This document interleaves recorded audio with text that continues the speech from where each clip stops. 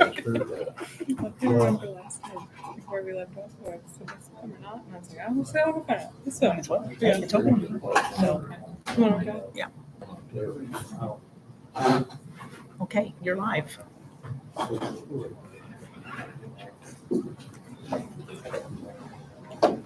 Stand up and do the pledge, please.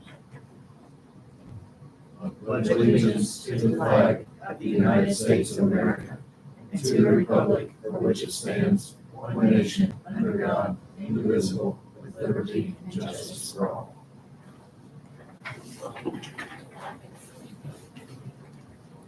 I did not do an agenda. I didn't even think about an agenda. We have two things on it, so. Well, we'll start out with making a motion to accept your resignation. And then we'll make a motion to appoint her September the 1st. And are we going to hire her as a part-time employee starting That was a question. ASAP? Yes. Okay. Um, We need a motion and I'll make a motion to accept. accept Corinne Gray's resignation as of August 31st, 2024, and declare a vacancy in the office of clerk treasurer effective September 1st, 2025. Second. All in favor? Uh, Motion passes. I will make a motion to appoint Allie Hickman to fill the vacancy of clerk treasurer effective September 1st, 2025. Do I hear a second? Second. All in favor? Can I make a comment before you vote on that? Yeah. So I think you can go ahead and do that tonight. I talked to Amy this morning. She will ask that you do the vote again in August because there's a 10-day notice period. So we would go out and send out the 10-day notice after tonight. And then on the second meeting in August, you would just ratify the decision you made tonight. Does that make sense? Yeah, that's Okay. what. she Did you told read me. that email she sent about that? No, I didn't get it. I just got back out of the hospital, so. Oh. I didn't get a chance to read anything. Okay, so we're looking for a second. Second. Is that All in Randy? favor? Aye. And then number 3, I'm going to make a motion to hire Allie Hickman as a part-time employee for the town for the month of August 2025. Second. All in favor? Aye. Aye. Opposed? Motion carried. And then I asked what her hourly rate's going to be. The $17.50. The $17.50. Yeah. Okay, what day? I know we're starting in August, but first Monday? Can you come August the 4th? Okay. We'll work with our schedule and make sure, because I've got all kinds of questions. Okay. What day is Monday? That's the day. August our- 4th. August 4th, that's our meeting day too. Yeah. Okay. Okay. Perfect. Second thing on the agenda is, I guess we start with would be the budget. Can we start, Karen, or you want to give them a little? Yeah, I'll just give you a little heads up. You all know that I was very concerned about our budget being funded. Been very concerned the past several years about our general fund. And it was not a good meeting. Jeff and Jared both were here and we did the Zoom meeting with Kelly. I'm not sure I know how to say her name. Kelly. Just call her Kelly because her last name, I'm not sure I'd say it correct. So anyway, at this point, Jared, yes, I'm going to turn it over to you. All right. I'm going to try and keep this as concise as possible. So yeah, we met with Corinne departing, historically I haven't worked on the budget for the town, so I'm personally even kind of catching up, although they're the same with communities across the state that I help work on budgets. But as I sat down, started putting the numbers together from what Corinne had, began to prepare and what Kelly had given us from DLGF. You all are coming to a crossroads on your general fund.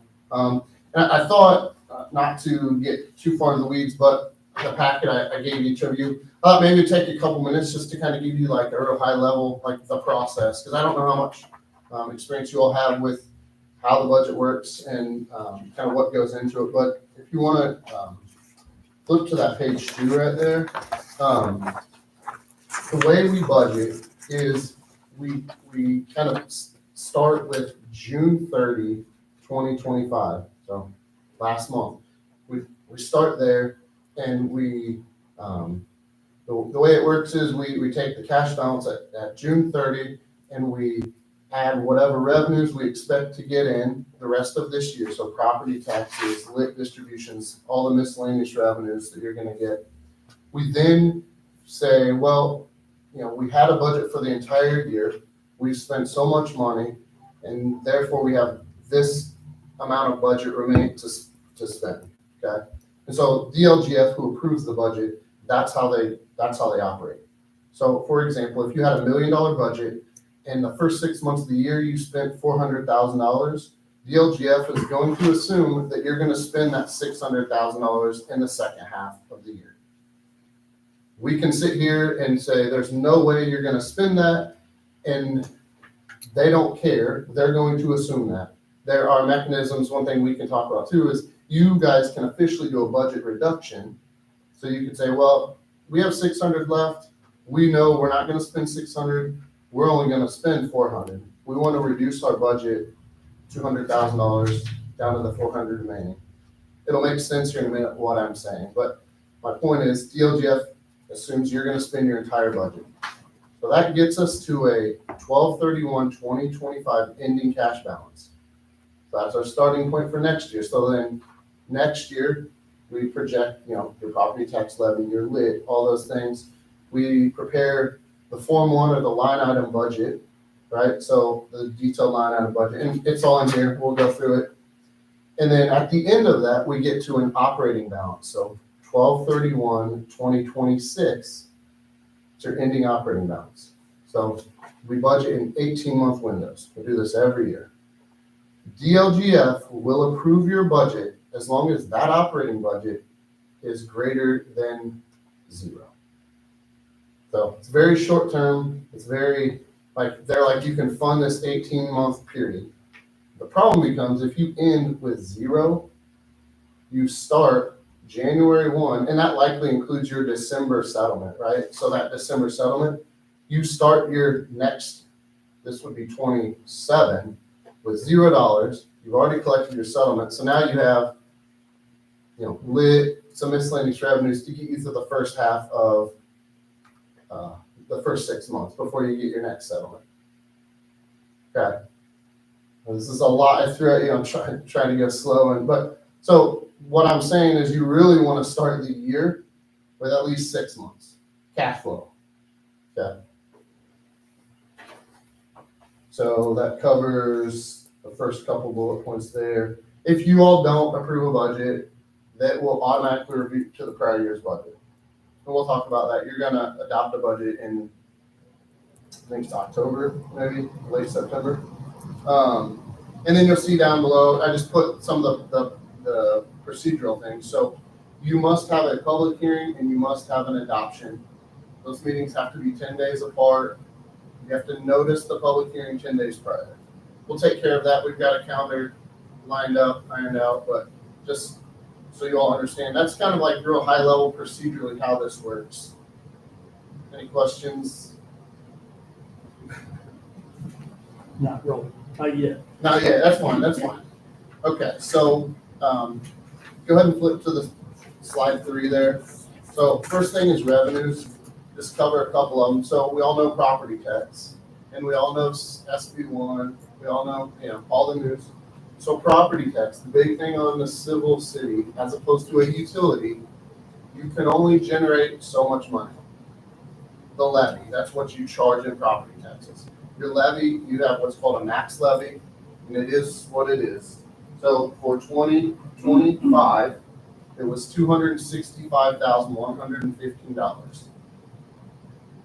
The state allows you to increase that. They give you an automatic growth factor, and it's 4%. So now the 265,000 increases to $275,720. 4%. Those of you that did follow SB1, you've probably heard of the excess levy appeal. So what happens is communities that have growth beyond 4%, they can apply for an excess levy appeal, which takes the 3-year average, and you all qualified for that. So beyond the 4%, so for next year you qualify, and it's an additional $15,000 of levy. And so this is the last year for that. This was one of the largest mistakes in SB1, in my opinion, because now every community that is rapidly growing, and you have to add police, and you have to pave more roads, and you have to, all the things that come with more people and more growth, they've taken a funding source away to accommodate that growth. They have to make some sort of change. I don't know what that's going to be. There's going to be technical amendments to SB1.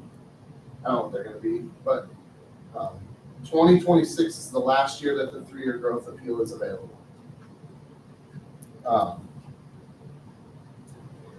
So that levy can be allocated between different funds. Typically, it's either general fund, MVH, or LRS. You guys have historically put it all in your general fund. And as you're going to see here in a little bit, we're going to continue to put it in the general fund. And then you have other revenue sources, miscellaneous revenues, that kind of relate. They're FIT, they're like bank fees and some real small amounts. But the other significant one is your local income tax. So you get certified shares and you get public safety lit. That will stay in effect until 2028, which you've all heard. Then what's your population? You should know that. Around 14, So you guys are 44. going to be at the county. So the county is going to set your tax rate for your lit. So it used to be all the local income tax used to go to the county, and then they distribute it pro rata based on your tax rate, your levy, to all the units, the towns within the county.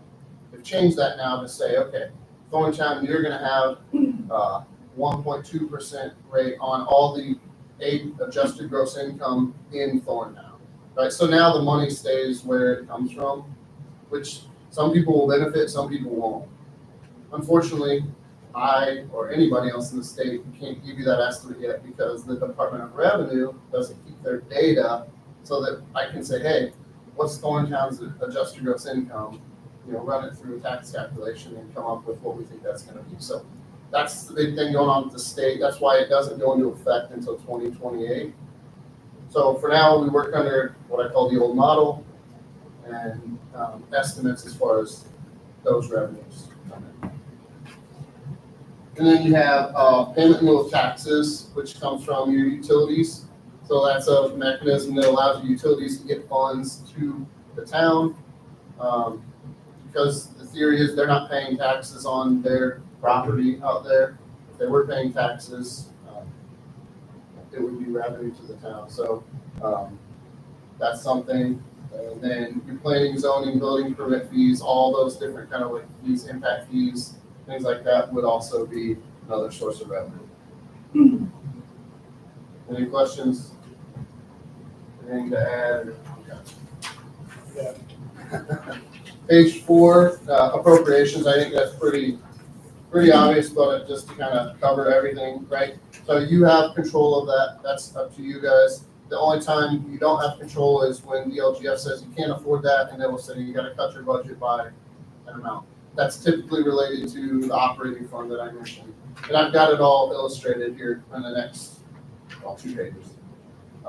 When you budget, they're broken down into 5 categories by fund: personal services, supplies, other services and charges, capital outlays, and debt service. Those are your major budget categories. Going to page 5, just a little bit, just to touch on the relationship between net assessed value, tax rate, and levy. Typically, we know net assessed value is what it is, right? It comes from the assessor. Levy is what it is. It's the maximum levy because we're going to levy everything we can. So the product of that is the tax rate.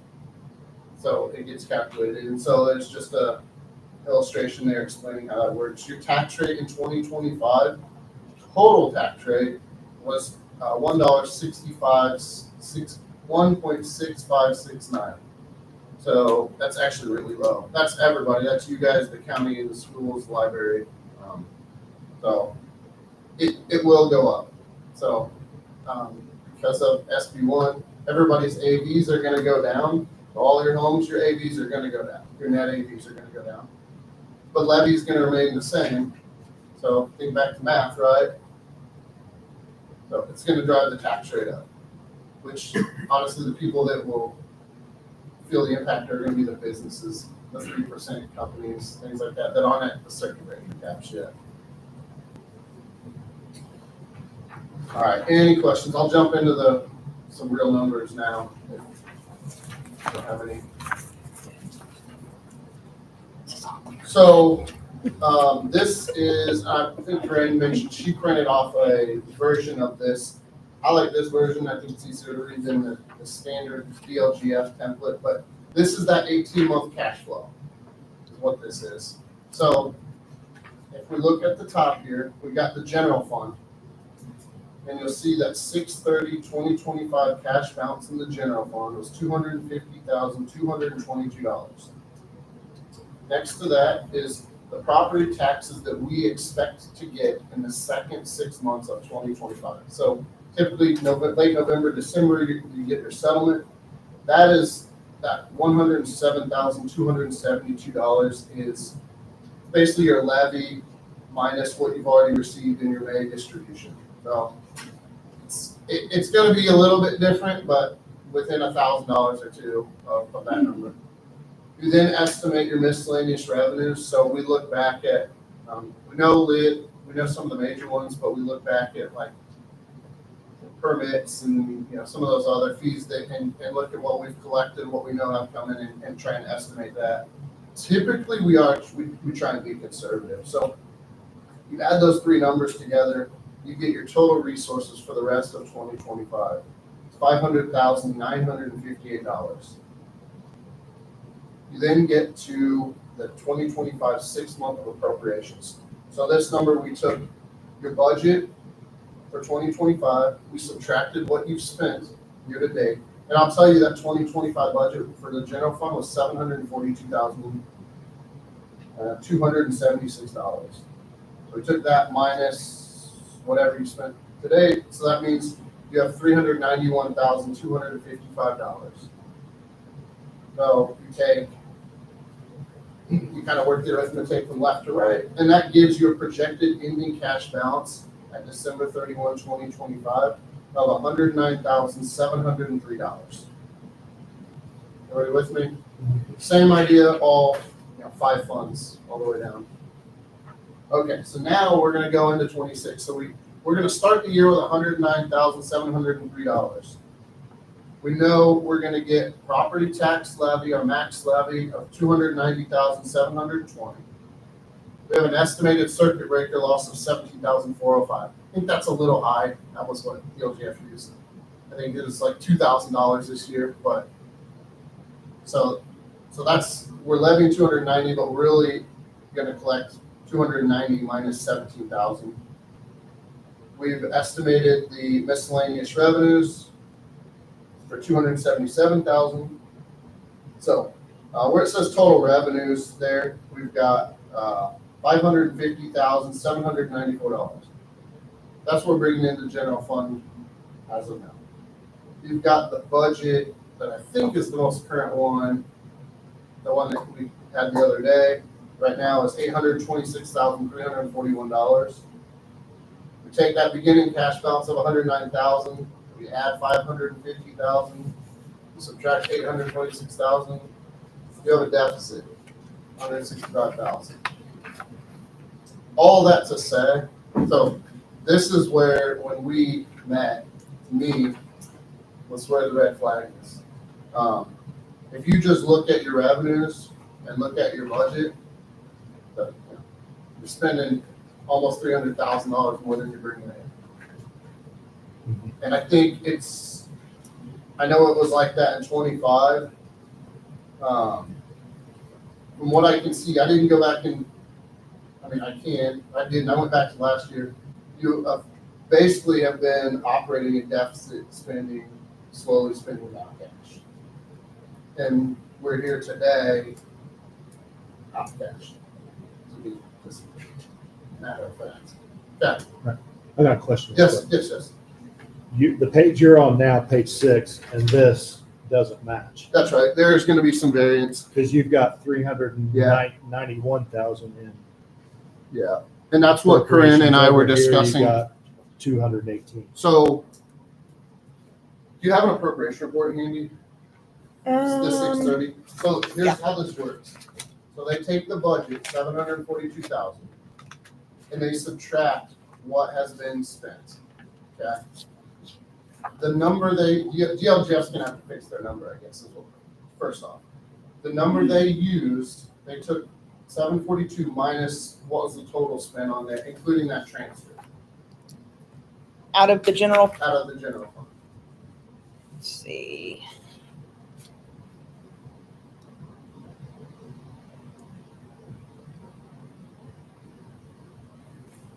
Does the 218,812 sound right, what you're No. looking for? No. Here, do you want this?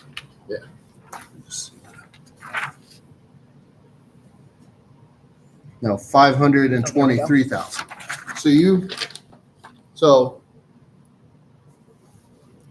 742,000 Was our budget. was your budget. This report shows you spent 523,000. So that should be the number that she has on there. Okay. Well, she's showing necessary expenditures for the rest of the year, 218. Right. So 218 plus the 523 equals the 742. Right. So But you've got Yep. 6 months of, you've got it labeled 6-month appropriations of 391,000. So that's a big difference. they're the between same 218. number. They're the same number.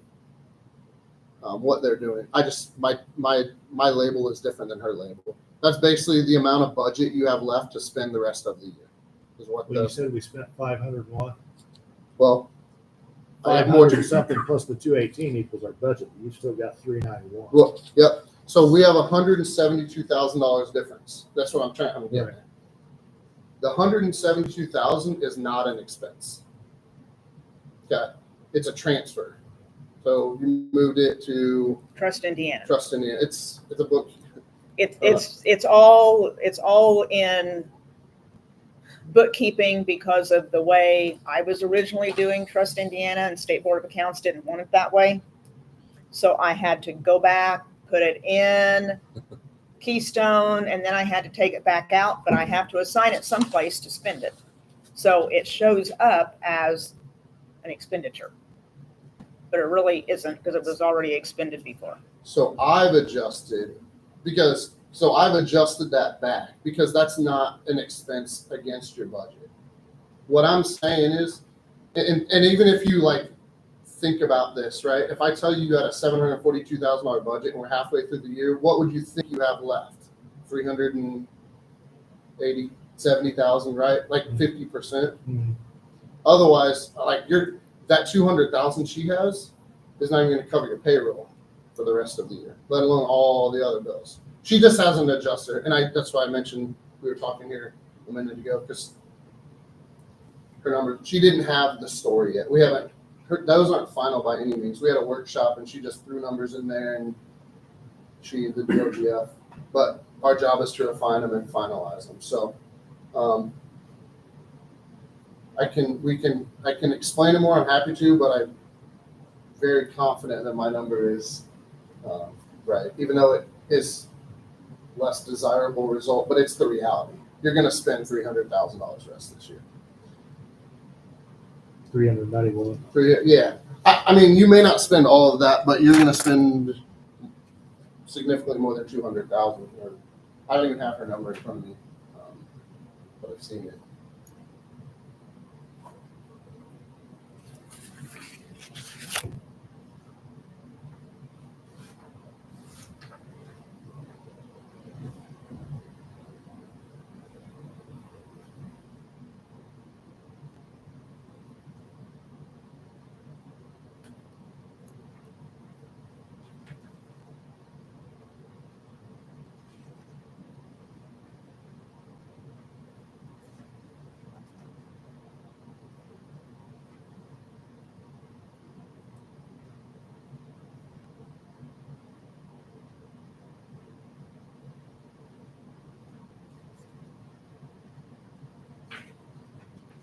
Yeah, I didn't want to, I just so I never looked at their processing, so I had some options.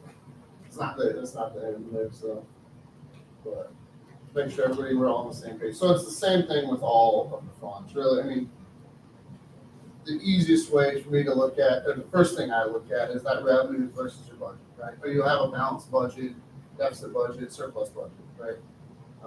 And most of them are pretty balanced. Most of the time, it's pretty safe to say you don't spend your entire budget, right? 95%, 90%, it's, every community is different. But We're spending a lot more than our budget. well, you're spending your whole budget. So Plus, earlier when I discussed it, and I tried to emphasize, they will approve your budget as long as you have $1 or zero for that matter, as long as it's not negative. They will not, if we sent this into them, they would kick it back and they would say, we're cutting your budget $165,000. Figure it out.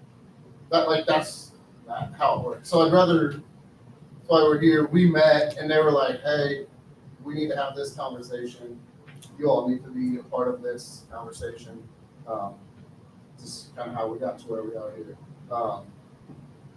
So I have some ideas. I mean, we're gonna have to look at the budget, but I guess we have two options, right? We can generate some revenue, which is not as easy as the utilities, where we just raise the rates and generate more money, right?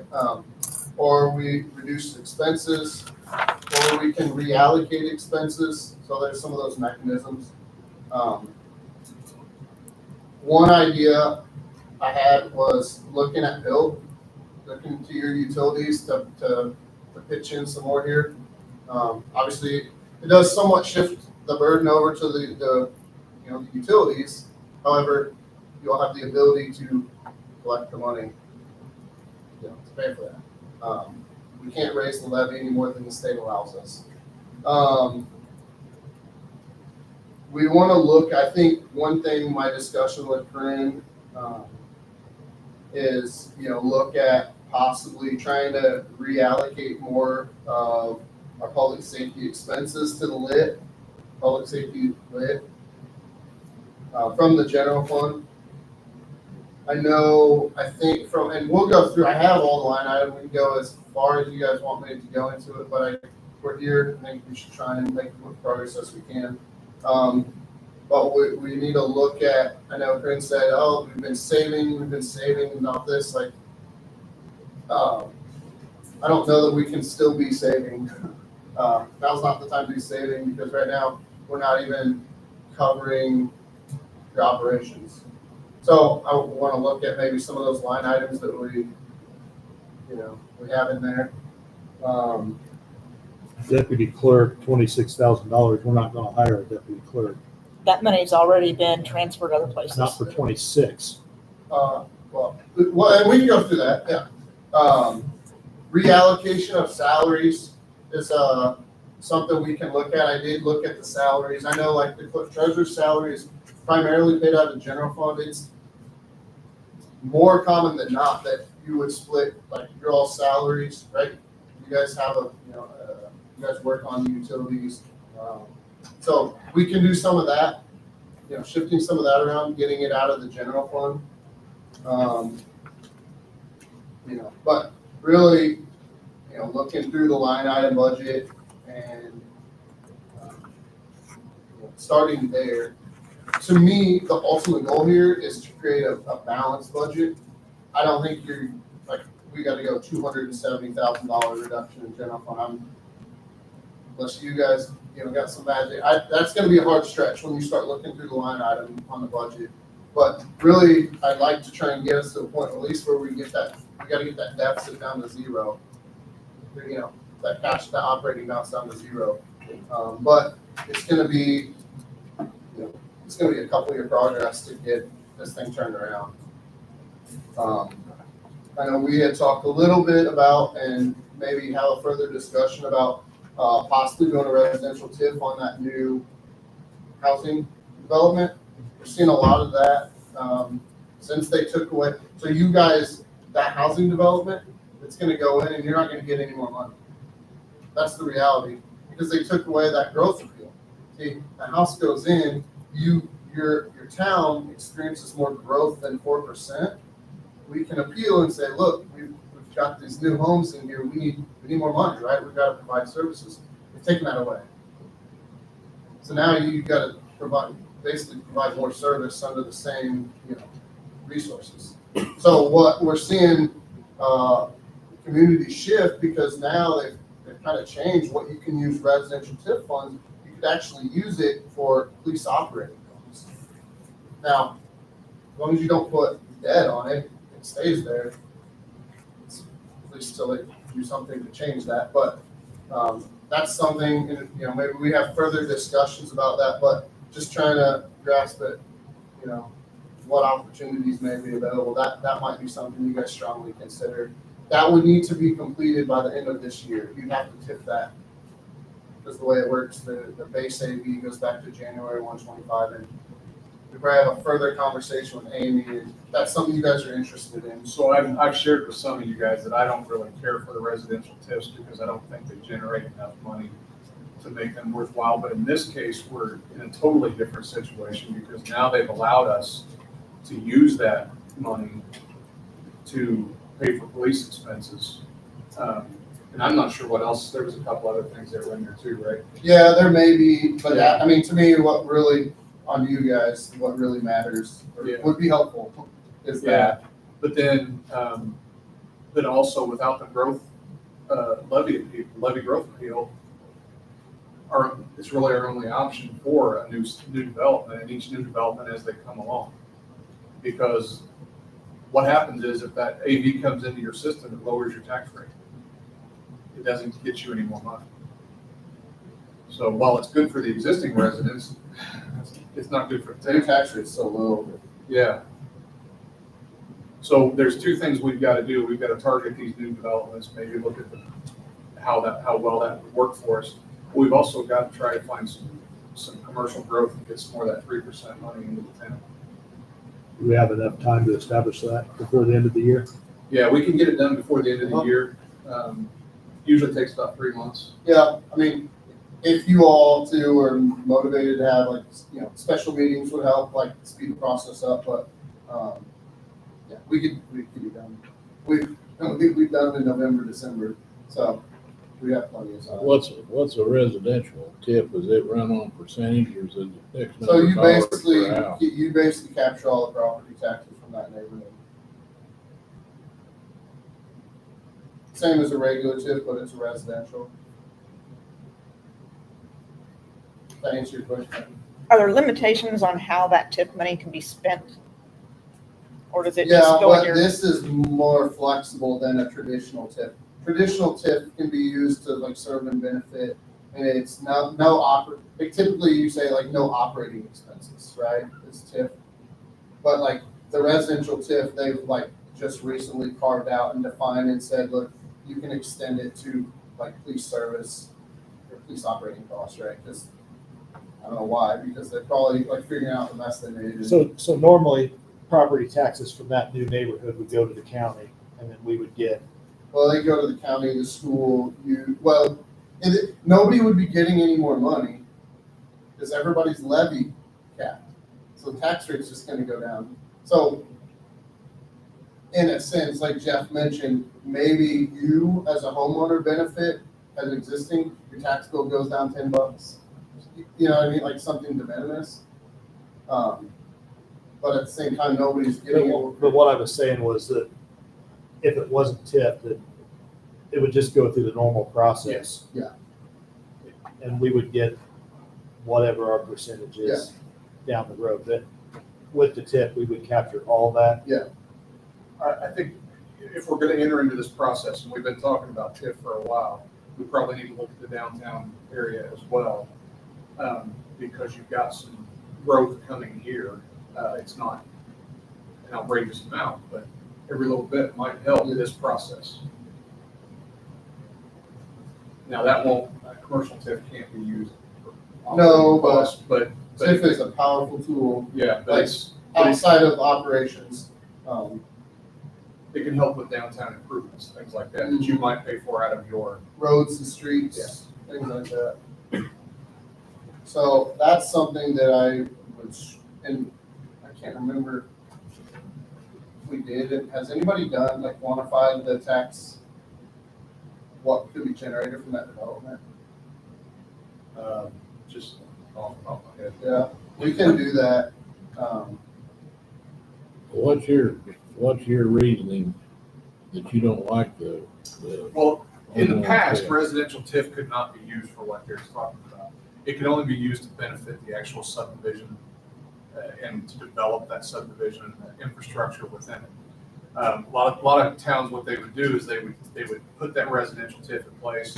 They would put the sewer and water, the streets in place, and then they would pay the debt service on those items with those TIF dollars. But they don't generate very much money.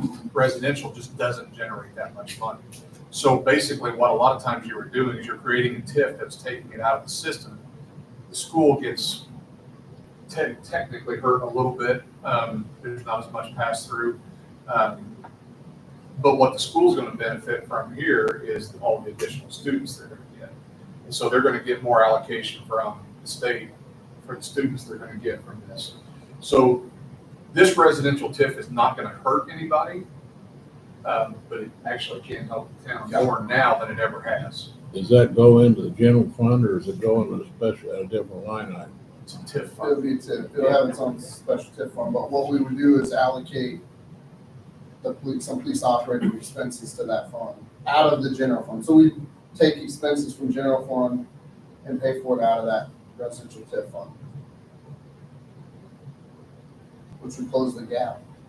That's not gonna happen for, well, are they building houses out there? Like, are they gonna be done? They're going to have some houses built by the end of the year, yeah. So if we get it done this year, the base assessment date will be 1/1/25.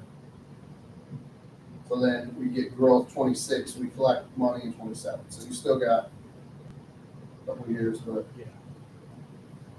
The other thing that we've got to be targeting now, he mentioned the county council would be in charge of the lit.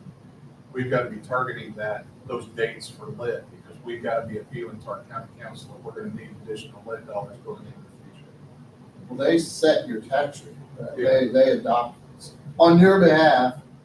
Yeah. I don't, under 3,500, population under 3,500, the county is in charge of your lit. So But it's going to be incumbent on us small towns, the 3 small towns together, to go to them and say, we need your help. We need you to- we need you to- give us, which will help because that development will generate income tax paying residents. Yeah. So.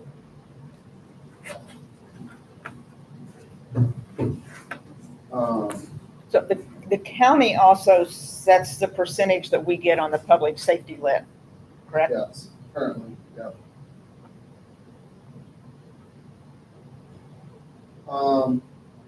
Any questions? So the rest of the schedules are effectively the line item budget. So we can go through, talk about some of these, see if we can make some headway. I know, if you go to page 7, building inspector, and we had talked about that. Were you kind of spearheading that? And There's a lot of things we need to talk about with the building inspector. we need to do an analysis, and I'm in the process of doing that right now, to look at the number of permit fees that we're collecting to see if the building inspector is even coming close to paying for himself. Whether whoever it is, doesn't really matter. And right now, we're not. It's a deficit department. So there's options there. Some of them are not the most popular. Some of them, could be joining the APC. That takes a lot of burden off the town. It just gives up perceived control, and that's something we can talk about. There's contracting that we can do through the town. The county has actually offered to help us while we don't have a building inspector, do some inspections here in town, and they're doing that on a per inspection basis, and it's a very low number. The cost. They're Yeah. charging you a. Yeah, they're just charging us per, and it's like $45 per inspection, as opposed to if we go to a private inspector, it's $200 to $300 an inspection. So there's some things that we can do there and maybe buy some time. If we hire somebody right now, that building inspector currently today, Corinne and I were just trying to figure that out. We think it's costing us about $100,000 a year with all the benefits and everything that goes along with it. Oh, as it's in the budget now, Yeah. so we've got 60 in there, and then you've got taxes, insurance, Perf and earth, Health insurance. health insurance. Yeah, so all those things added together puts that at about $100,000. We're probably only how many fees did we collect last year? 12,000? not very many. I don't even know that we got that much. Yeah, So even going forward, each house out in Arbor, the general fund is only going to get approximately $500. yeah, $500 to $800. It's $300 plus 10 cents per square foot of how many square feet that property is. So it's going to be approximately $500. So even at that, at the 70 houses that they're proposing to get built in 2026, that still isn't even going to pay the building inspector's salary. It would take at least 200 houses a year of that permanent structure to make up the difference.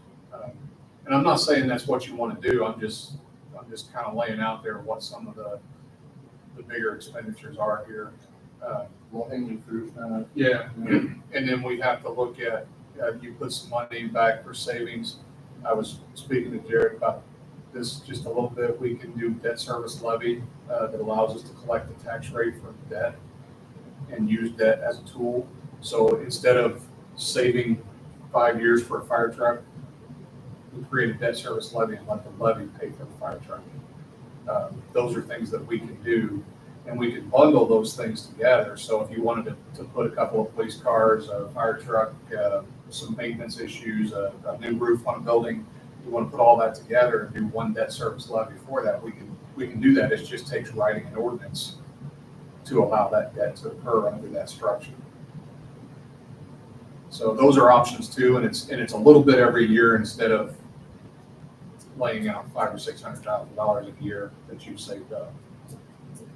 Well, and taking max levy, your operating funds, saving them, you can use those for operations, and then you can you can add an additional debt levy beyond that max levy, so it's not underneath that umbrella, as we call it, right?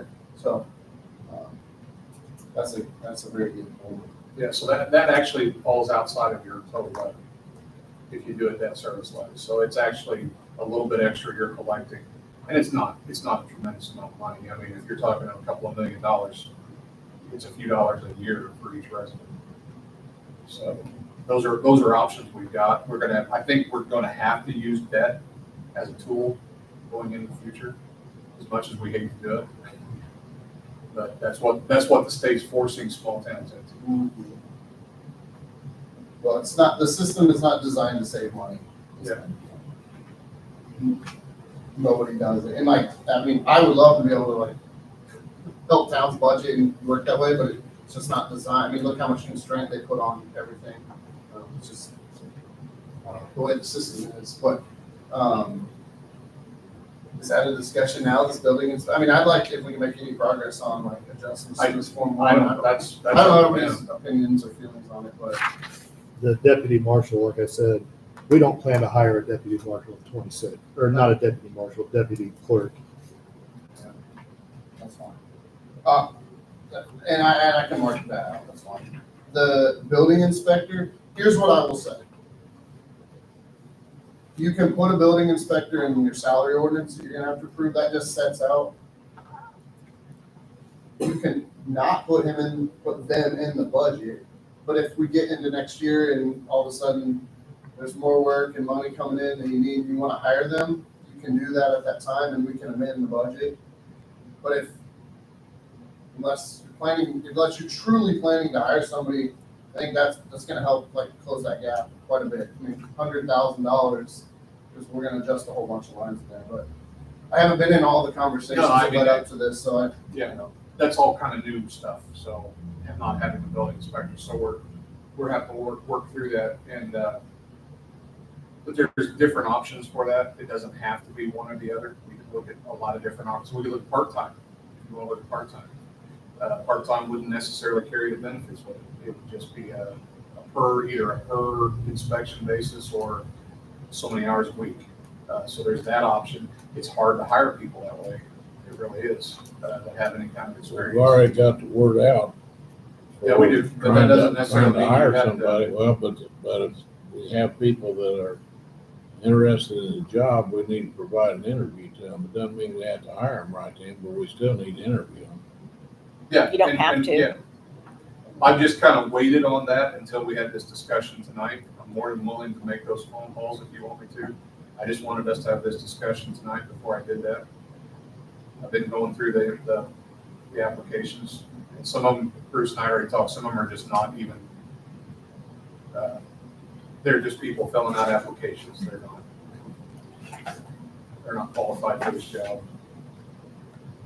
It's like he said to me, I think the hardest thing, we had somebody that was kind of part-time and we had Jerry doing it, but I'm trying to find somebody that would do a part-time job is like you said, it's gonna be very difficult, because first of all, more likely they're not qualified, so then we're back to the same thing, hiring somebody and then saying, you got a certain amount of time to get your qualifications done. Yeah. And if it's a part-timer, how are you gonna force them to do qualifications to do that? I'm not gonna argue with that logic, because Well, it's really and- difficult. How much are you gonna pay? How much are you gonna pay a contractor to inspect, to do the inspections versus, I don't know. That's You know what what we I'm have to saying? find out. I mean, yeah, I know you only got 163 homes out there and then we could be done, but then there might be another 100 homes over there or Yeah. another 100 over here. Yeah, those are questions we'd have So, to I mean- look at the process. We'd have to go and get a couple of bids. And I say mean, what- the only thing we can base it on right now is 163 homes. Right. So how much are we gonna pay someone to inspect 163 homes? Well, Plus the miscellaneous things. as we we found have to out, count. Brent did some checking and I've done some looking around, it takes between 5 and 8 or 9 inspections for each house. And if we're paying MS or somebody like MS to do that, we're at $200 to $250 an inspection.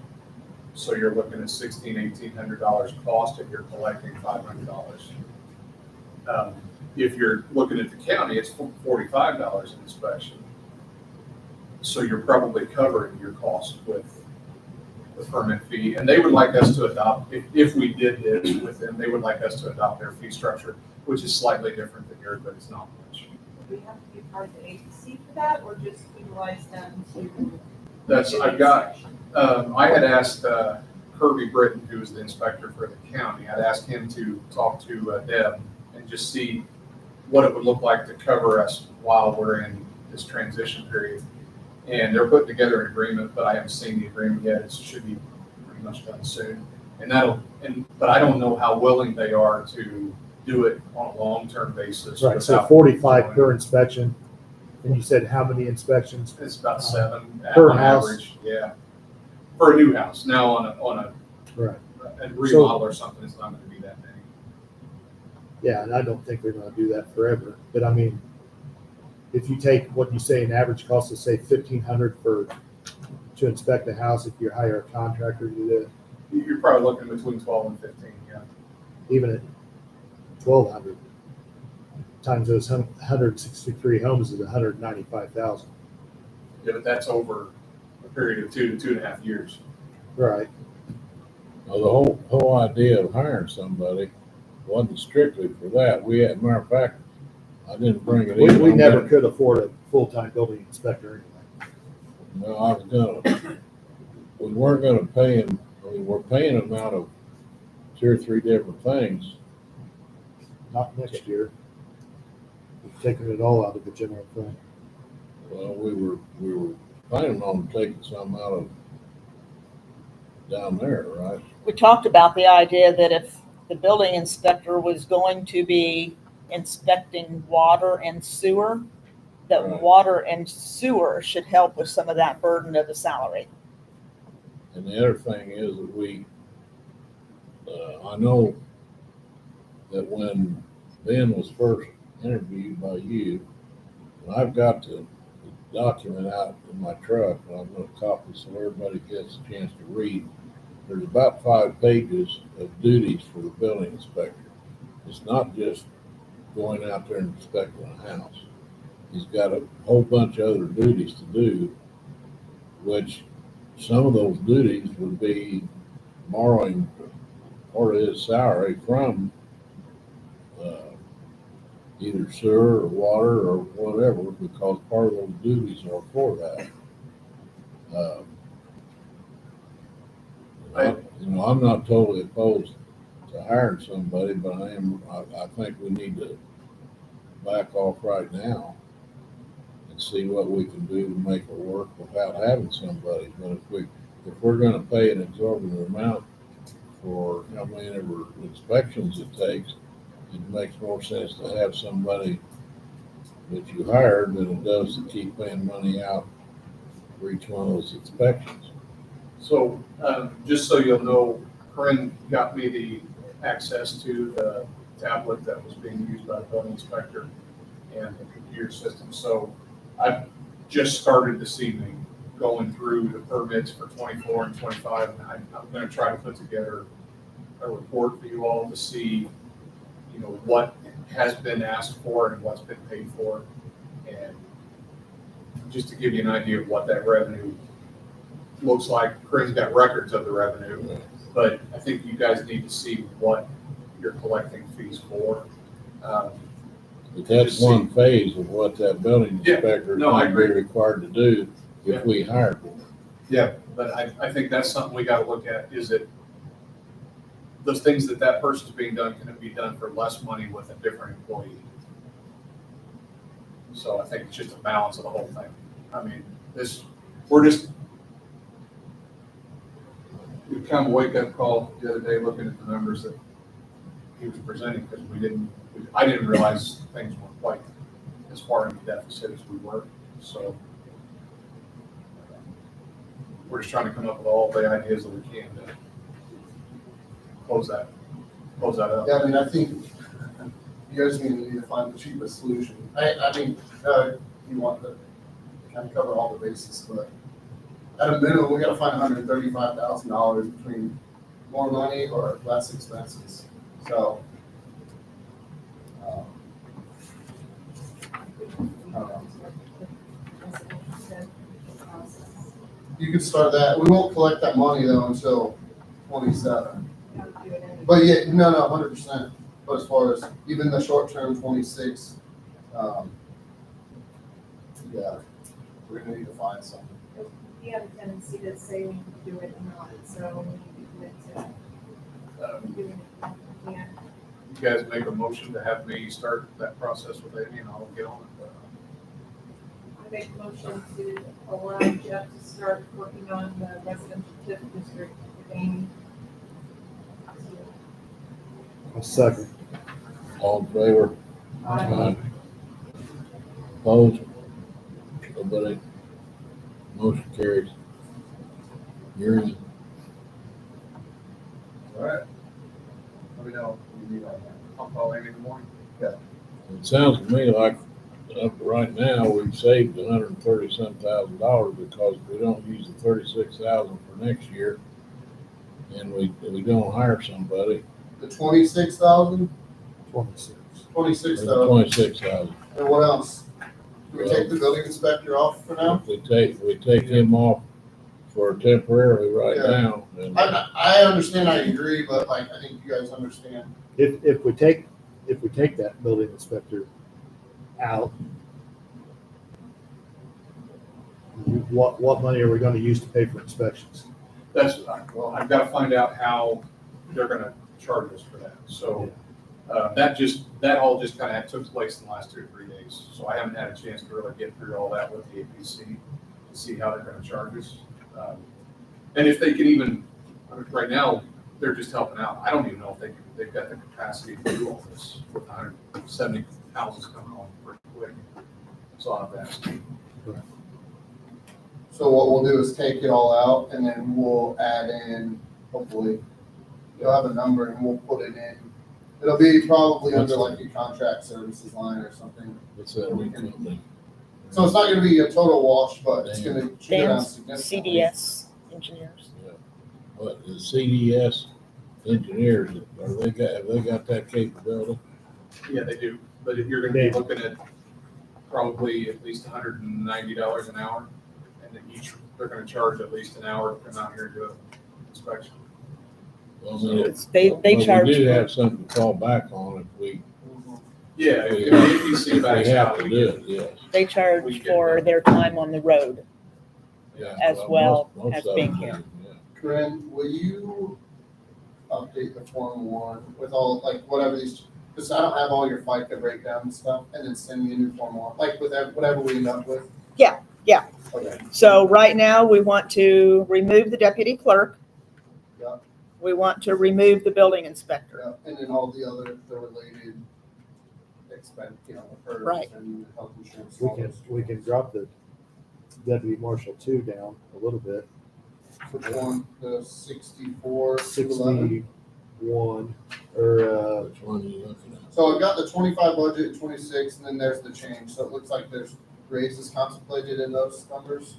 the general. There's a 3% raise included on all 3 police officers here. Okay, And I have left the deputy marshal number 2 the way it is, because at this point in time, that marshal's still employed here. What if he decides he's not going to make a move? Frank, he's leaving.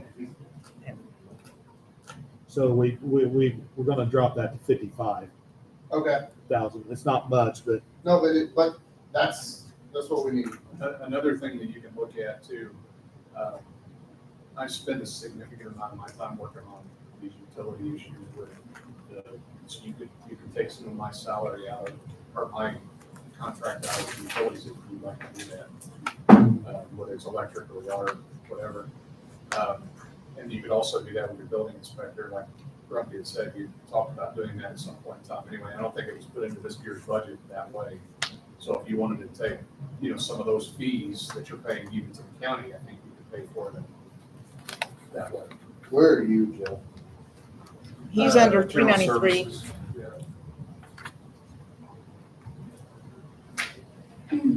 Okay, Well, we'll get there, I guess, yeah. So is there anything else on this first? So this is that personal services category, so they're grouped by these would be all your salaries and related expenses. Corinne, you mentioned, not the health, is the health insurance correct? And your the health insurance, it may end up and be higher than this. Yeah, and that's, I understand. It's the liability insurance that we can We'll adjust. get to that. So I think you'll make all those changes we just talked about, all that. So we're good on personal services. You go to the next page, is supplies.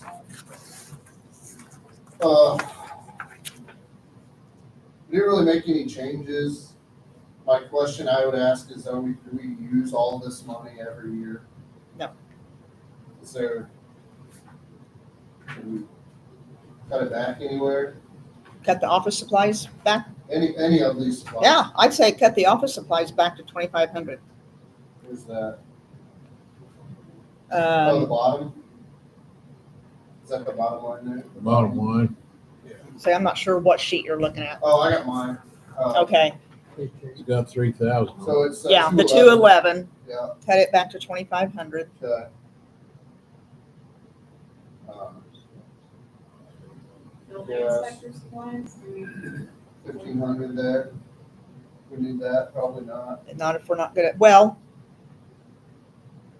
There's, I don't know. I guess that depends a lot on if we're gonna be providing, we're The still taking, permits? we're still taking the permits here, so we'll have a few, I don't know how much that costs. What, Can't be what, much. what would be the supplies of mine?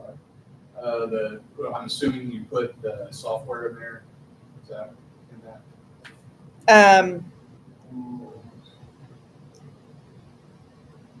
I would have to look to see if I took software out of there or if I did CCI. I think that software is costing us $200 a year for the license. I kind of like taking it out, and then if we need it, adding, we can always add stuff back in.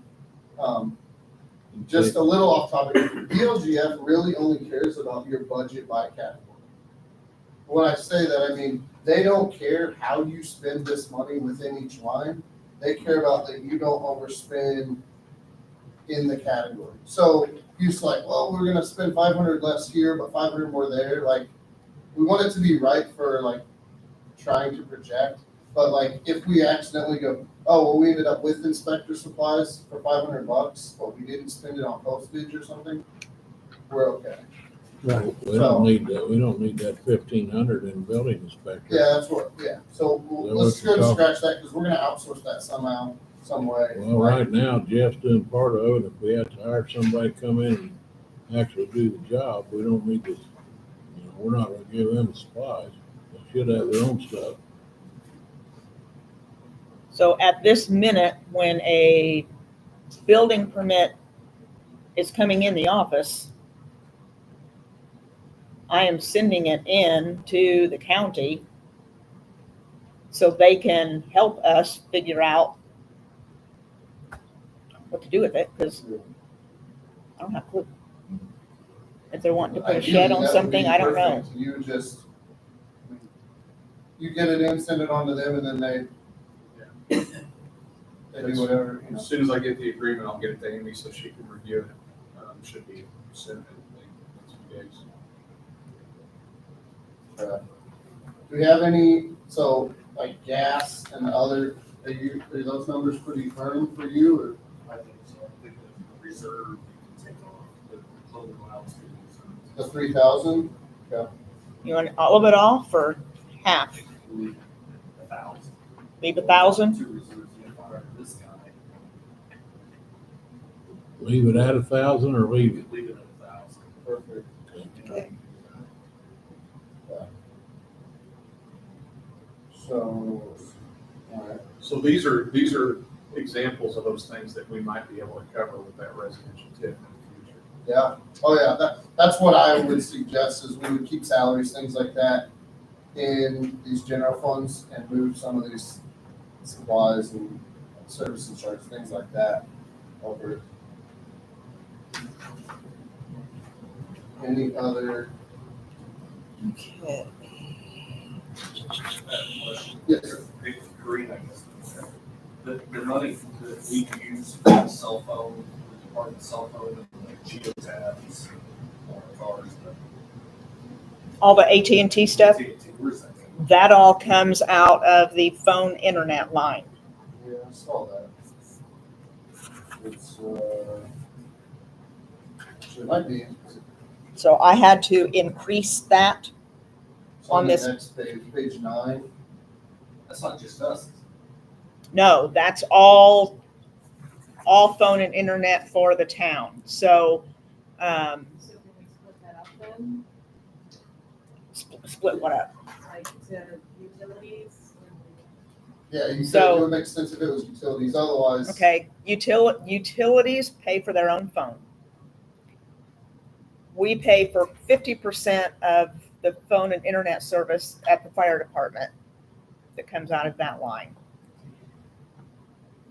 On the internet, 1 month general pays the internet portion, 1 month sewer will pay the internet, 1 month water does, and 1 month electric does.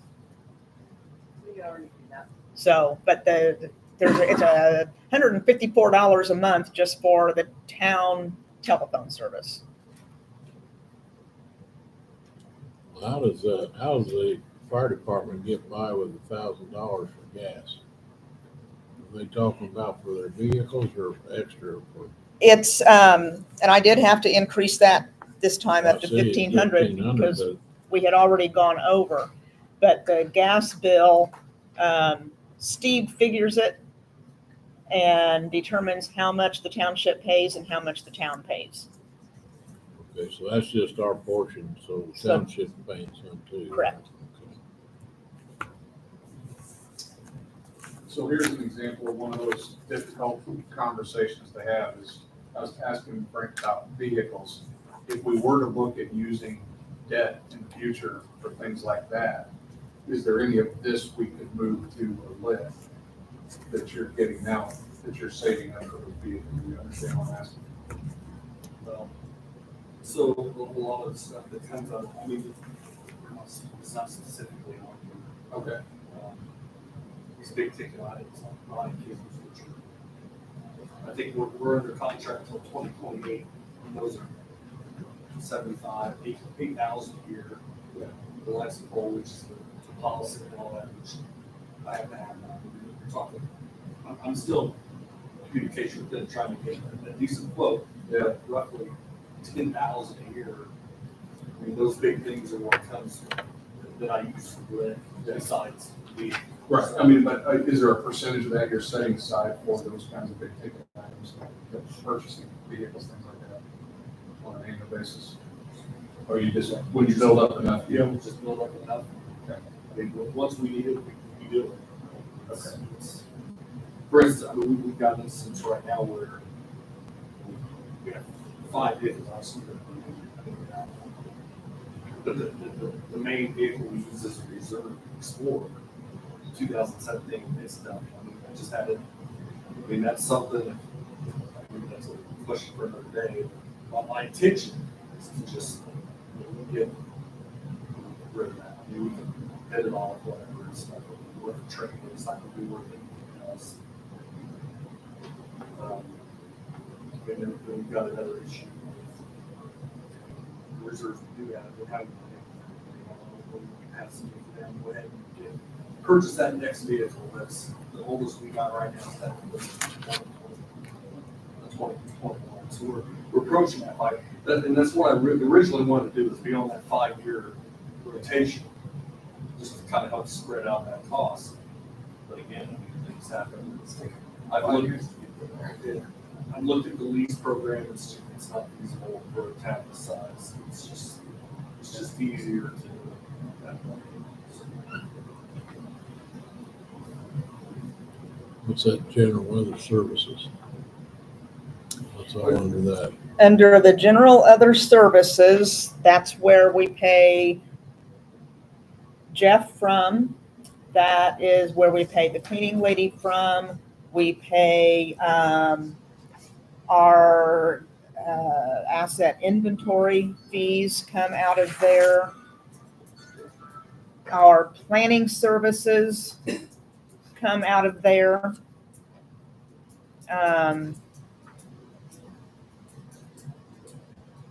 It has a lot of variety. It's basically a category where it doesn't really fit someplace else, so that's where we go. So let me open this Are we up. on to page 9? Yeah, what? That's where I'm at. I'm using my No, yeah, DLGF page. I mean, that's good to be your catch-all for all your, like, So typically our it's bills get paid out of there. the things like catch-all. that. So like, actually not you. So there's a professional services line ends in 311, has 42,000 in it. That pays for our CPA services and Amy and our legal services.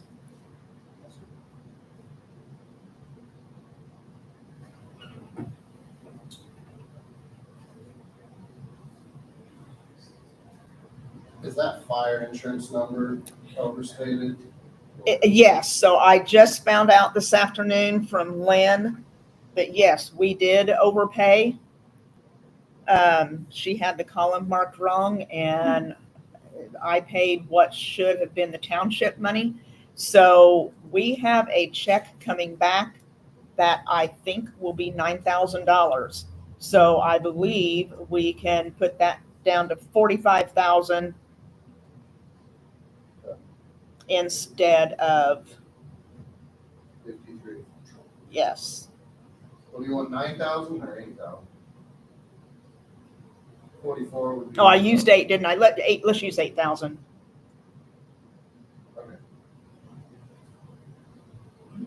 And hope we don't get hit big with liability increases.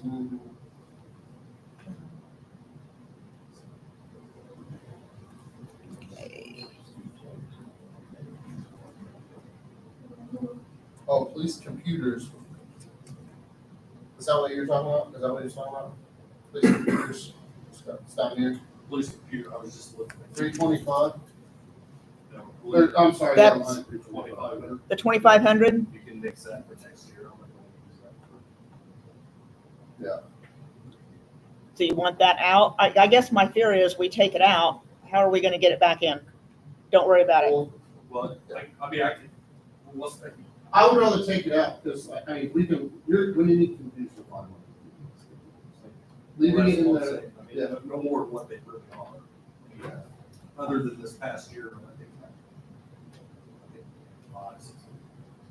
Yeah, and there's other, like, we could use, I mean, we haven't, like, public safety lit, like, except, I don't know, I haven't been there, like, I don't know where everything is paid from yet, but like, that's something that, like, in supplies or other supplies, you know, I would rather, given the circumstances that we're in, like, take it out for now. What's one, do you ever have one go bad in the car?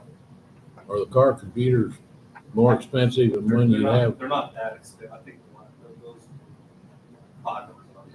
I mean, it's nothing that.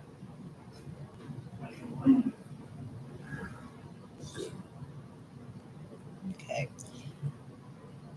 We're taking that out. Yeah, And I don't have, I mean, that can kind of, I don't have a problem. yeah, with and, that. well, and even the town, like, we could pay for it out of a you know, like, you come in here, you got like. Put stuff back in it. It's if you put stuff back in the budget. Well, I know how hard it is to put stuff back in the budget. Oh, yeah, well, I don't know. I mean, Other services. it is, ish, maybe. But we're safe until we said 2028. Yes, yeah. It makes me feel. Yeah, we're gonna, well, yeah, I mean, that's the evolution of all of this, is we're trying to get this ship turned, and then we're start planning. Is there anything else on the services and charges? Anybody got questions or? Where are you talking? Just I'm sorry. services in Page general? 9, So it's all the What 300s. about the repair and maintenance for the building? Do we really need to have a specific line item for that? I think so, because if we don't, where are we going to get that money from? Well, you don't have money, so this is where we have to remember, we don't have money. If you have a repair and maintenance come up, then we figure out where we pay for it from, instead of, if we don't have the luxury of just putting it in there. Because, It technically can come at that point from your rainy day, Right. your Trust Indiana account. or we can do whatever an you gotta additional get. appropriation and, you know, assess the situation at that time. Like, especially for us, if we see that line item's there, we're gonna want to send it. Or assume that we just can. And like you said, So we don't have that to, You wanna get rid of that 3,000, is that what you're saying? yeah, I think if we needed the money, we could allocate from somewhere else to get it. Yeah. I think is that what you're getting at? Yeah, with I mean, this? And a normal, you guys are, this is not normal, like, this is this is a tough spot you guys are in. I'll just be Well, very, like, so, Building repair, I mean, couldn't we take that from like CCD too? yeah, we can get Absolutely. creative. We can That's- get creative. Yeah, I feel like we have branched into so many different funds that we are shooting ourselves in the foot. So. if we can- This is the big reset, or hopefully part of the big reset of, This is nothing unique to Thorntown. So basically, all budgets get kind of done this way. Yeah. It's so much easier to put things in your general fund and pay for them, if that's what happens. I And think, so then when you get into a crunch, you have to start figuring out, okay, was that the right place to have it? Should we be doing something else? I think we still act as if we're doing our ledgers by hand. And we have to have all these different things Oh. rather than if we were to be using these, these big softwares. So I think this is a good exercise in just consolidating. Do you want to leave park maintenance with the 15,000 or put it back to the 12,000 that we had it before? I would do 20,000 for park maintenance. Yeah, I would too. I think we need to leave it where it's at. I mean, to be honest with you, that is, we always end up adding to park maintenance. Somehow we give them more money from doing exactly what we're trying to get ourselves to do, Yeah. so. That's, eventually we'll probably spend $20,000 for park. Okay. Okay, other services, where are you? 393. We have In the 60, middle. Yeah. 62,000 in there.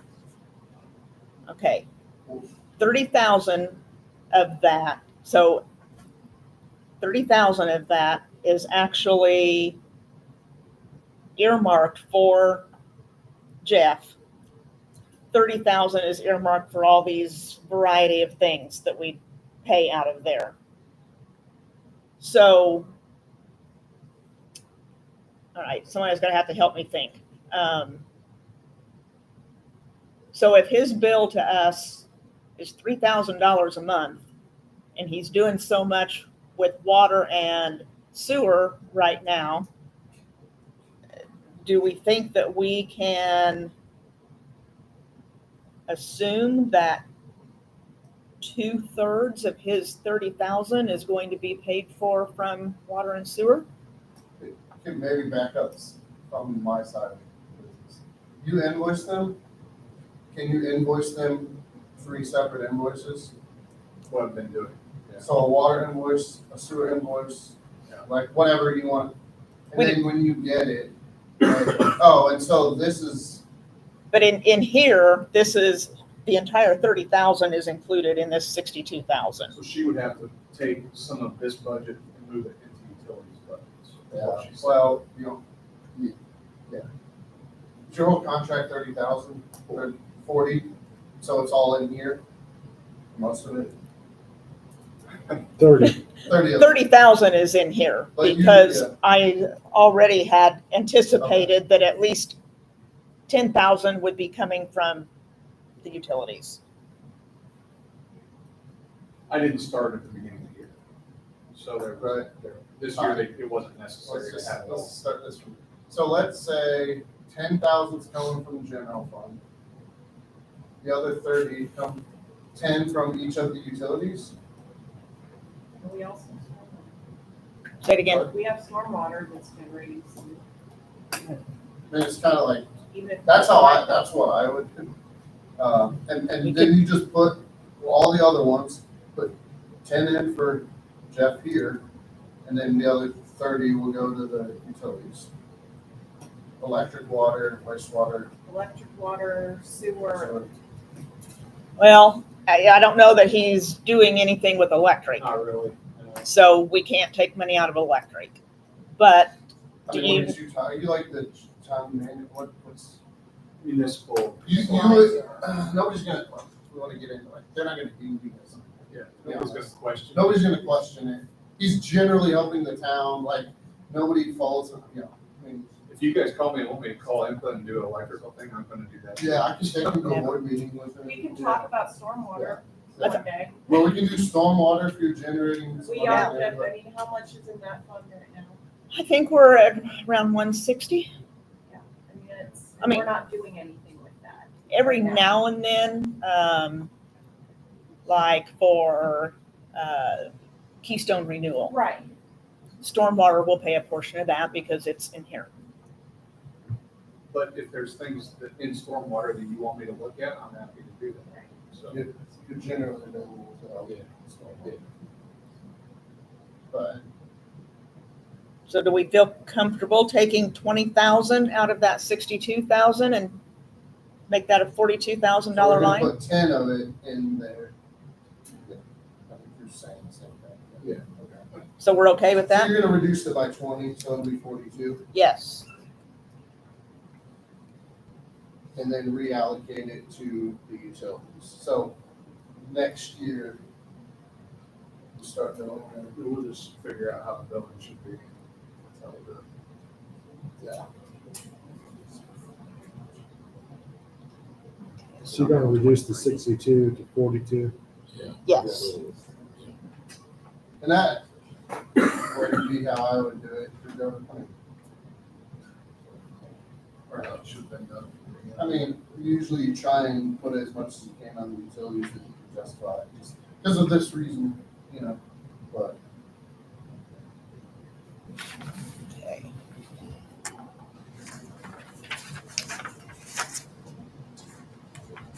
Anything else on that section, Graham? What? Anything else in this services and charges? I don't think, that's why I'm on my next page here. I don't think so. No, I think that's about all I can do. And then the last page is the capital outlays, and, you know, we removed the building repair and maintenance. You could probably argue that you could pay for that repair and maintenance out of this building capital outlay budget, depending on what it is. But given the description, repair and maintenance on the building likely would fit into that category, so. Otherwise, it looks like you just a little bit of, you know. I mean, I have to honestly say, I've never known why we had these sections here, because to me, the building improvement and the other equipment in this area would also be things that we would take out of CCD. Should be out of CCD. So do we even need to have either one of those in here? No, not now. I would always say, like, generally, I would say it'd be nice to have a capital outlay budget for if you need it, but we're not there yet. We might come back to that in a couple of years, There's but yeah, $10,000. that's gonna help, so we'll remove that. Where'd you pay for the door out of? CCD. Right, I mean, so you left that alone, the so that, ability to both of spend those money. had 25,000 left in them then, from this year. I mean, 5,000? 5,000, not 25. No, I said 5,000 left in it from this year, from both of them. I don't know that I've we ever didn't- spent we money out of didn't those. use, because, well, you got 5,000 in there. I don't know that I've ever spent money since I've been here out of either one of those lines. So we just saved another 10,000. Right now, I have us up to reducing our budget by 135,000. All right, I got 143.52. I just have notes on which one, I'm gonna wait and see if you send it to me and see what magic pops up. And then we'll reassess.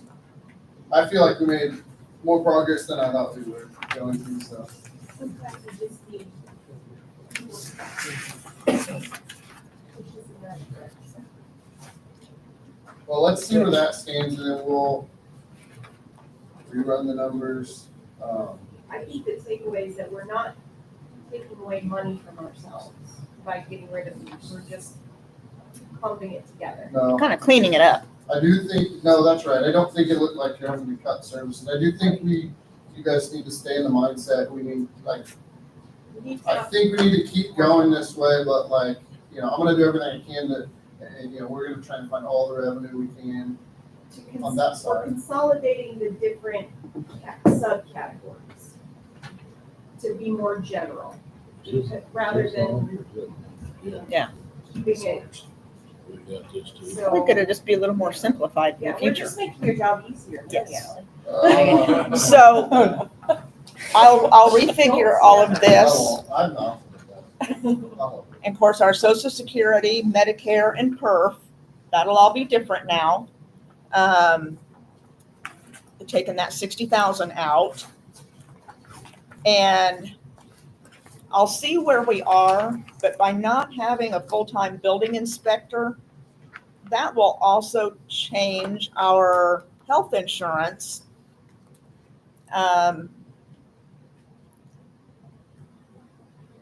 But we've talked about this over the past few years.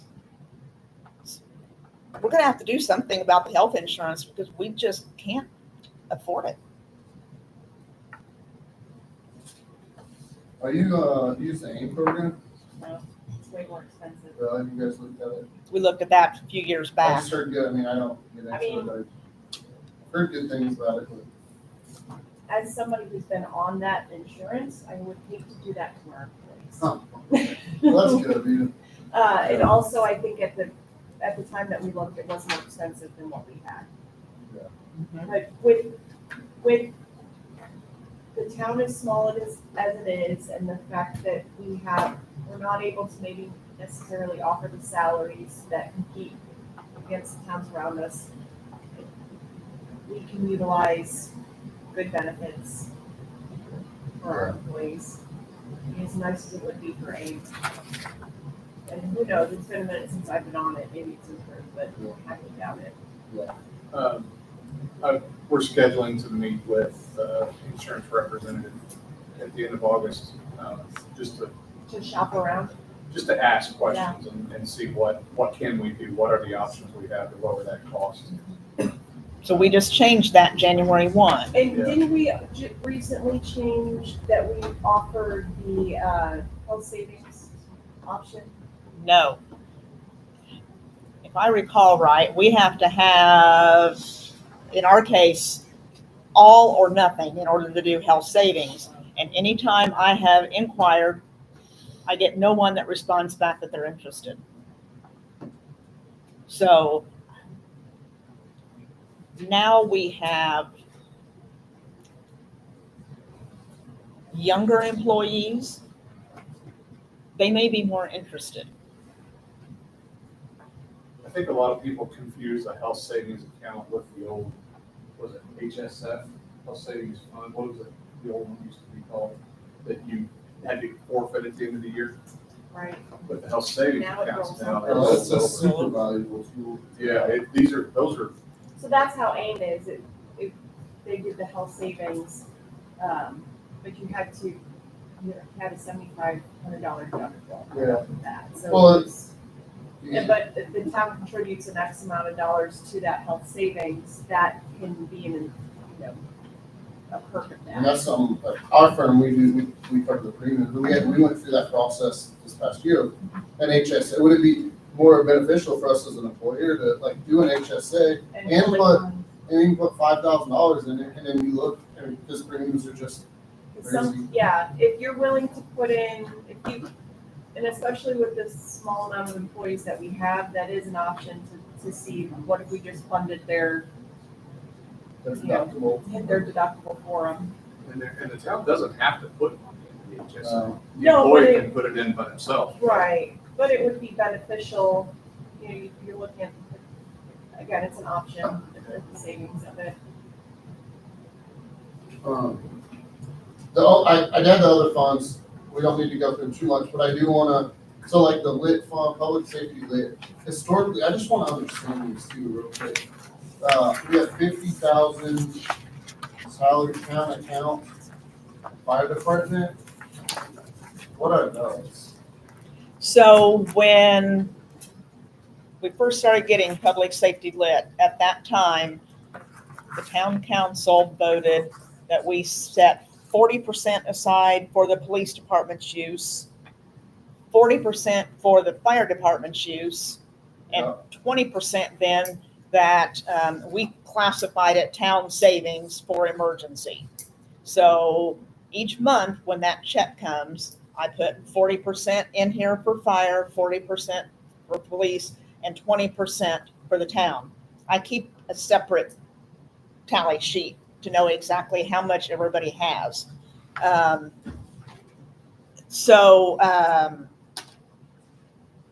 You know, like, so that's where we started saving. Is that where that $50,000 is? No, this is where the 100,000 is. $100,000 from the fire department's portion is sitting in Trust Indiana. And they've got enough built up in there again that I need to get some more moved into Trust Indiana. I can never get the time to get it done. So then the town, we have over $100,000 sitting in the checking account on that lit savings. That But you can't use it for anything other than public safety. exactly. So it just sits there unless something comes up, and that's what we need it for. Okay. Well, just something else, like if, like public safety lit can be used for any of the public safety expenses, so something to think about is reallocating some of those expenses to that from the general fund.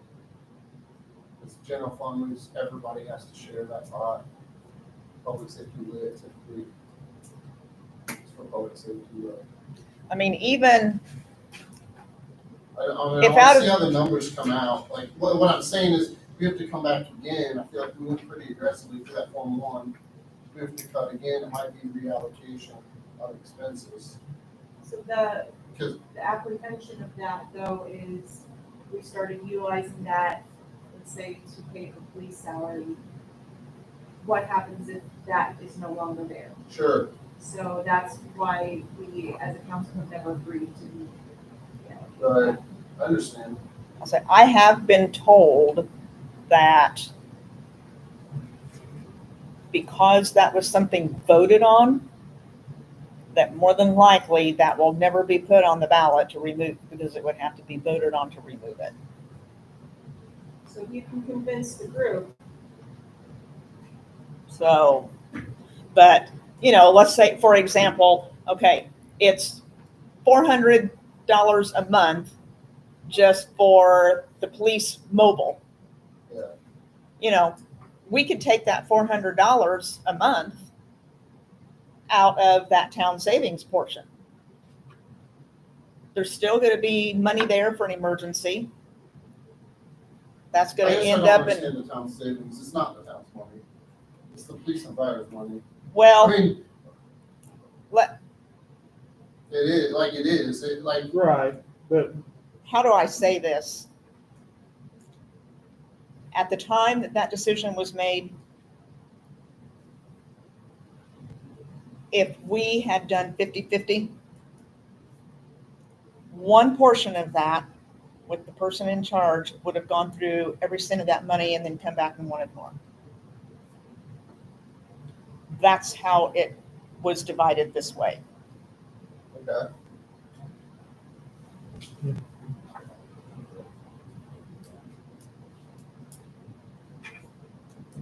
And we're saving that for a fire truck. No. The town savings portion has not been labeled to save for the fire truck. The 100,000 that's in Trust Indiana is out of the fire department portion. Now, that doesn't mean that we don't want to put some of that toward that fire truck. But we can also use the lit money, public safety lit money to pay for debt services if we were to finance the truck, correct? Yeah, except we would likely do a debt levy anyways. Yeah, that doesn't solve your problem at all. Doing a Rather debt than levy sitting does. there. And I'm not I'm saying, just trying to like, put all the options out there, like if we have to, because like I said, we're still gonna have to keep chipping away overall at everything, and so, Yeah, we've never really been collectively in agreement to do this, so it's kind of nice to see well, us actually go through it. So I guess the question is, how much do you want that savings to get up to? Well, that's Because the it may thing, be that nobody's told us what, nobody from the fire department has come to us and said, in 5 years, we want this type of fire truck that's gonna service this area for these townships. It's, right now they cost this, it can cost, I mean, it takes a year plus to order a fire truck. We should have some kind of idea of what we're getting. So we're saving for something that is an idea, it's not actual. Well, Mike came to me with that, But we're the council. and, He- but I've always shared that with the council, so the council knew. But he should have given us specifications of what kind of fire truck he was getting and what it would be servicing. I get it. Because then we would have some kind of input to say, why aren't we, what, is this actually meeting our needs? Can we go out and research if this fire truck is exactly what we need or too much of what we need? Does Lebanon have the same thing? Steve kind of brought that up when he was in Last here in the meeting. last meeting. Now, he didn't specify Mike- what kind of truck, but he did talk about, 800,000, about $800,000 for a truck now. 5 years. Is that right? 5 years out. About 2030. 2030, or Yeah. 2030, that's what he was saying, because that would put the current truck at 20 years old. But we still should have some kind of plan. They should, so that we can better plan for this money that we're saving. Not saying that we shouldn't save the money, but we should, when they're needing air packs, we need to have their timeline of events. They're going to be given a 5-year plan that helps what you guys are looking at on foreseeable expenses. They are being improved, going to be on the way. That's the new engine in our backs. Right. So. Well, and we need to be pressuring the township too, to see really what they have available, because they have money available. And, if we're looking at the service calls, I understand that everybody has the best intentions, but, data is data, and we should be going off of data, not. Now, this particular truck is the one that is owned solely by the town. That's But why, they're gonna use it And that's Just give it to outside of the. we got a report last week. Right, But it doesn't specify doesn't what's say. township and what's town. Exactly. I will say that they usually do not take town vehicles outside of the town unless it's a huge fire. Well, they can take a town vehicle to Lebanon if they needed it. Right, right. But if we're in that kind of situation, we're gonna take a township engine instead of a town engine. If, say, Lebanon's putting us on standby or something, just because that's been an issue in the past where. And I'm not implying that I don't want the fire department to not have something. Yeah. And I believe you guys deserve absolute, not the best of the best. You know what I'm getting at though, but we can't just willy-nilly make these decisions when we're literally cutting $3,000 from budgets for our building. Like, give us some facts of what you want, and we can make educated decisions. Agreed.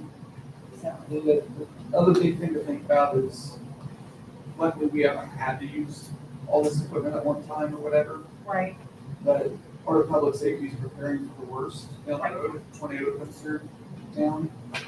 yeah, I would love to see us actually looking at the natural disasters that have actually occurred in this town and having some equipment prepared for that, rather than a fire truck that we may or may not use, but we haven't had any disasters. well, but okay, we have an assessment of that. I sat through the emergency management sessions where we went through all the different natural disasters that can occur, and we have these plans. The county has the plans.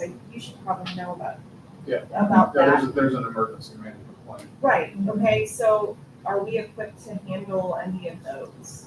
We don't even open a shelter during possible severe weather. We don't even have a plan for that. Frank opens it. The last 3 times I went with it, nobody's sure. But No, I get what you're saying. because they know nobody's there, like, there have been times that nobody has been there. Well, there's a lot of things that if you really want to go through that, I've been through several of them in the military for assisting civilians. We don't have a means to provide water. Right. We don't have a means to provide any excess fuel. We don't have a big tank we can fill up with gasoline to help other emergency vehicles. No, we don't have any of that. So we have to depend on somebody bigger than us to help out if we would have a natural disaster, which would be a tornado wiping out half the town or something. But, I've been in on earthquake things like that where they wanted to pre-position water tanks and fuel trucks and so on and so forth. I don't think we're capable, as a council or as trying to run the town correctly. We don't have enough money right now. We're trying to get rid of it, so we're not gonna buy a water tank and we're not gonna buy a big gas tank, fill it up. So, $800,000 fire truck, where is that on our priority list? Not, like I said, not saying that They gotta have it, that one in particular. 20 years old, right? Is it like affects everybody? Right, Because I of the understand that. statutes, Because of how the NFPA is written and all the state statutes, yes, if you want your insurance rates to stay low or go down, we have to provide good fire protection. Is that truck 100% just fine? Yep. I mean, I would run and pump it any day. I'd take 35 and pump it. But the second that pump fails and somebody dies as a result, Yeah, you're dealing in too many it's just the hypotheticals what not it to is, get right? it. But yeah, Yeah. what else could we be looking at too? Me personally, I don't think we need another engine. I know per state statute and NFPA, we do, but I'm on the opposite side of that. So I think we could use a different kind of truck, and get better services out of than, but because of how the statute is and regulations, engine is what we have to have. And it sucks because there's a couple trucks down there that are sure 15, 20 years old, but they've only got a few thousand miles on them. Well, does the mechanical stuff of the trucks, like the pumps, I don't know what all's involved in one of those trucks, but all the things mechanical, do they change at a certain time where you can't get the parts to repair what you've got on the truck? If it's 20 years old or older, are they out of? They can't operate because they don't have the parts. For the most part, you can get a pump rebuilt, no problem. Like you can still get parts for 35, but it's just because the chassis itself is that old, or systems on that truck are so old. That's what you run into. So the repairs on it isn't necessarily the issue. It's just the date on the truck. That's the issue that you're running into. But the running gear and all that doesn't have very many miles on it at 20 years. I'm flying a 50-year-old aircraft, okay? I mean, hey, so, It's 50 years old. Huh? Stay off of that. Yeah. I'm not worried about the aircraft, I'm worried about the pilot. Yeah, and you should. you can do remounts. You've got options. So, say you take the pump off of whatever truck you're looking at replacing, and put that pump on a new chassis. Yeah, Say you I can't, don't- but I'm not implying that the fire department doesn't need what they need. I just, Yeah. I'm glad to hear that they're making a plan. That they're actively putting in writing, rather than one person's had what their 5-year, 10-year, 20-year plan is, because it helps us. Now, you said that, I think that's one of the goals that we had in our meeting the other day, was to start this process that this town has in 3 to 5. So, yeah, what I'd like to do is take what is a 1 year, like we as a firm, like put it into a 3 or 5 year model. not super complex, but it does start, and so like, you know, they say, well, hey, in 2027, we want to outlay $400,000 to the fire department. We can put it in there, and then we can see, Start like, building it. we have the cash, we don't have the cash. And it makes your guys' decision, because people come in here and say, hey, I need this, it broke, and you're likely gonna look at Corinne and go, can we afford it? She's gonna look and say, yeah, probably, or I don't know. But with those planes, okay, well, we gotta spend another $5,000, we're good, or just know we're gonna have to like recoup that somewhere in the next coming years. So I'd like to get to, but just trying to get through 27, 6, whatever year we're working on. That's all I had. Just quick, budget presentation here. I have, oh, I'm sorry. Oh, did you have more? I just have one thing for everybody to think about. If we're taking building inspector off, we've got this big old fancy truck sitting over here that perhaps we need to sell rather than it just sitting there, and we're paying insurance on it, so it's costing us money. But don't we have a snow plow for that, cleaning Yeah. alleys in the winter? There is a snow plow for that now. What? I have been told that the plow and the truck and everything's big enough that it's hard to get down some of the alley. Well, you can't take it down some of the alleys. So, and we contract everything else, so do we really need it? I don't know. Who's gonna run There, it? Well, I've run it in the winter, I mean, if it was just mentioned at a meeting or two ago, somewhere along the line about needing some kind of town maintenance employee. like they could have used it at park cleanup. So, I mean, it's probably worth keeping. Already spent the money. We didn't get a terrible What are you deal. gonna It get wasn't for like it was used, too? what did we pay for 35,000? How much? Oh, no, that. No. It was a The truck and Deal. the plow together was like 63. Still, that's it's not bad. still not bad. We gotta keep that. Yeah. But I mean, they- it wasn't a bad, They both sit out in the weather. There's no place to put them, well, think about what it pushes. so. Well, I think I Our can police get, cars sit up in the weather too. We're my, not gonna get my rid of that. pickup truck was as big as that truck is, and it'll go down through every alley. I was gonna say, I drive my gas truck through the alleys in here, so I don't know what they're talking I about. don't know who come up with that, but that isn't true.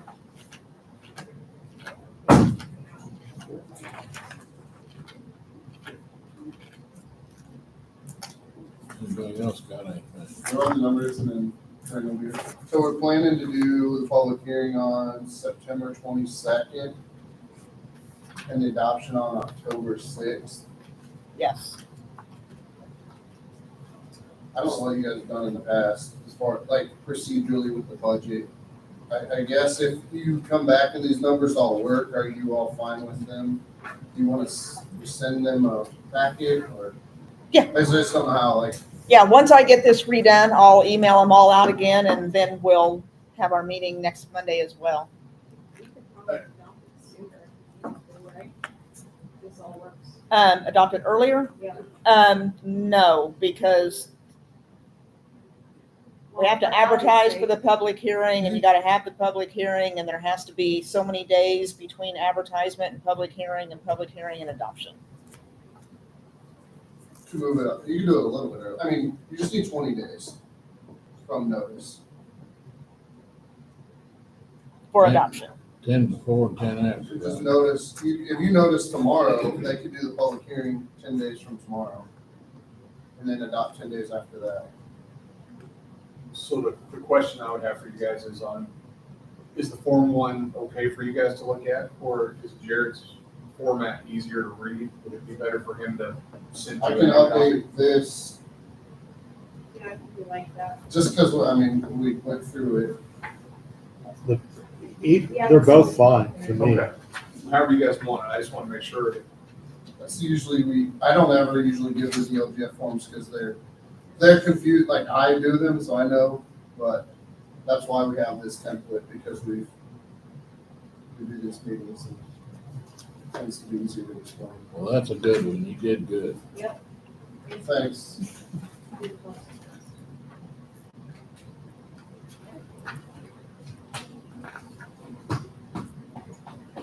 Jeff, you got anything else? No, I'll just say I'll commend you guys for jumping in and attacking this the way you did tonight. That was pretty impressive, so. Well, and I was gonna say, we don't, no rush on adopting it, because I mean, once you redo this and we look at it, in another week or two, we might come up with something else, so That's right. after we take another look at something fresh. And Well, I'm hoping these conversations at least got your guys' mind, so now you can look at it maybe more dynamically and think about it differently, right? And this is how we approach the budget from an analytical side, and give us feedback, or ask questions. Anybody in the council got anything? Please, you got anything? Either one of you, both of you together? Say thanks to Frank for throwing some things in the pot to help.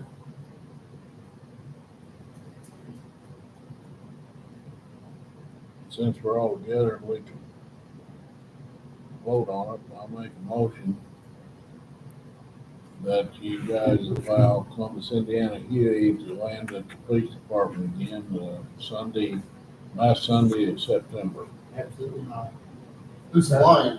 Is that the new one or the 50-year-old one? 50-year-old one. at the fire I'll second department, that. you said police department. He Did I said say police. police department? Yeah. Fire department. I'll second. All in favor? Uh, Passes. So we will land there if the weather is good. Wait, we all had said we want a free ride. Yeah, I'll take a free ride. I'd like to be able to do that. I really would. I want to see your DOT physical before we go there. I'll tell you what, I'll have it the 4th of August, I will have my DOT visit. I've got one right now. Thank you. I have It's some not stuff for you to DOT, sign. it's FFA. I have some stuff for you to sign, so don't run away. So we have to adjourn. Adjourn. Need a motion to adjourn. I make a motion to adjourn the meeting at whatever time it is, 7:52. 7:52. Second. All in favor? Opposed? Nobody's gonna oppose?